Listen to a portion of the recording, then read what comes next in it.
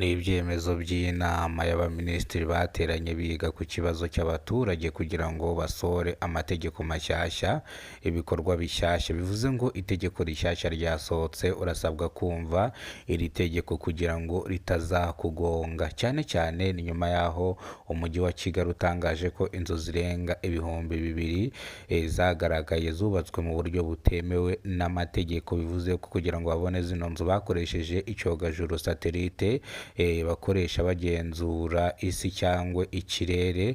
Bivuze ko rero izi nzu zagaragaye kuri satelite yuko nta byangombwa zifite. Rero ibyemezo by'inama y'abaminisitiri baraterana kugira ngo barebe nimba hari icyo bafasha abantu baturage kugira ngo izi nzu zabo batazisenya, kubera ko izi nzu ziganjemo inzu za etaje, usanga etaje igeretse 5 indi igeretse 4. Bivuze yuko rero izi nzu ibyemezo by'inama y'abaminisitiri bateranye biga ku iki kibazo bagifatira umwanzuro ndetse mwiza cyane.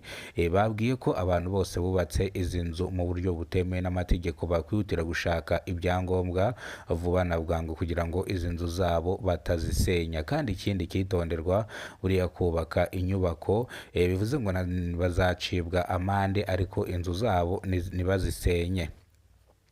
Ni nyuma y'uko rero ibyemezo by'inama nanone byize ku ndangamuntu koranabuhanga bugashyiraho umukono, bakavuga ko indangamuntu koranabuhanga igomba gusohoka igahabwa buri munyarwanda wese utuye mu gihugu cy'u Rwanda, umwimukira utuye mu gihugu cy'u Rwanda n'impunzi ituye mu gihugu cy'u Rwanda.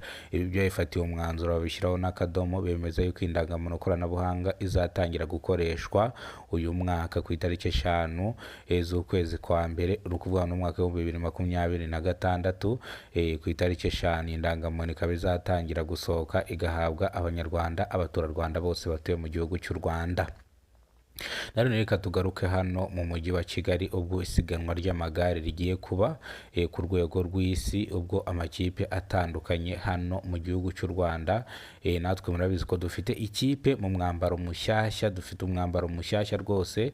Abanyarwandakazi mugomba kuza tugashyigikira abanyarwanda, bisobanuye ko tugomba kuza tugafana nka kuriya usanga twagiye muri stade twayikubise twuzuye.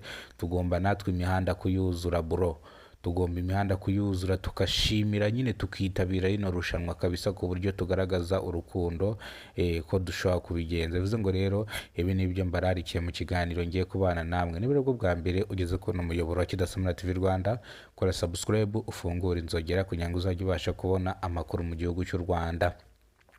Nongera kwibutse yuko ikipe yo muri Uganda nayo ishobora kuba umusibe ejo yarageze mu Rwanda ndetse twagiye kuyakira.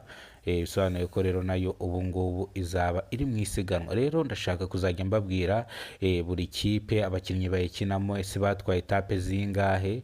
Ibi ngibi ndaje nshakishe uburyo ki najya mbikora, menye ngo igimba ari igihugu cya Zimbabwe, Portugal, mvuga ati se habereyemo cyangwa abakinnyi baje batwaye etape zingahe, se batwaye Tour du Rwanda zingahe. Ibyo nabyo nzabigeraho kandi neza cyane kuri 5 kako nzajya mbibabwira. Ariko nibwo bwa mbere ugeze kuno muyoboro, kora subscribe ufungura inzogera kugira ngo uzajye ubasha kubona amakuru.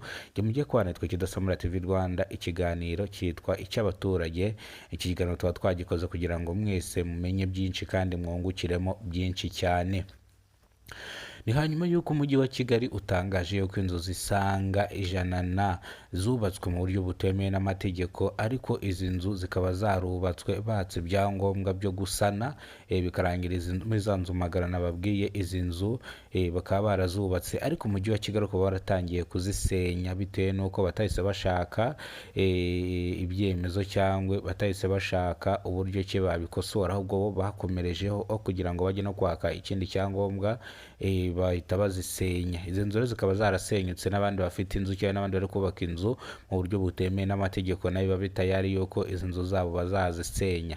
Nimushaka kubaka inzu ujya kwaka icyangombwa, urebe ko ahantu ugiye kubaka hajyanywe n'igishushanyo mbonera kugira ngo izo nzu zawe batazazisenya. Nyaboneka munyarwandakazi buriya natwe nubwo dukennye aya makuru mugomba kuyamenya ku buryo nawe nugira amafaranga ukaba wagura inzu mu mujyi wa Kigali uzamenya ati igishushanyo mbonera isanga yeno nzira hakwiriye. Hari igihe ugura inzu itari ku gishushanyo mbonera bigasaba ngo uyisenye cyangwa bakayigusenyesha ukongera ukubaka indi. Bivuze ngo rero ugomba kugura inzu ukurikije igishushanyo mbonera ko kibona, wabona iyo nzu kuko izasenywa mukaba mwavugana nyine amafaranga ukagura nk'ikibanza gusa inzu ye akayisenya akayitwara. Bivuze ngo ibi ngibi bifasha byinshi cyane. Reka dusimbuke gatoya.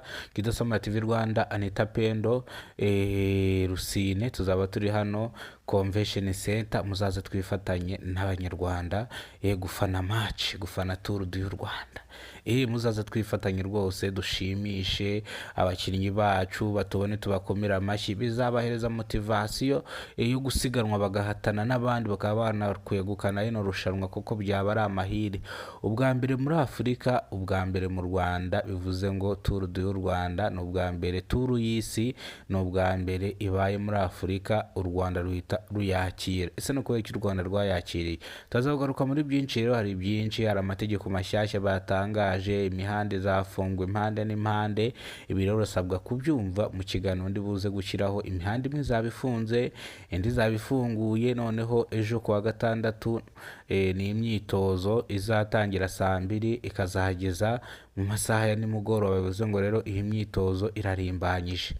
Mukurikirane Kidasamura TV Rwanda kuko ndaza kubereka live kuri Kidasamura TV Rwanda ni fase. Sawa sawa, murakoze cyane, Imana ibarinde ibahereze umugisha, ubuzima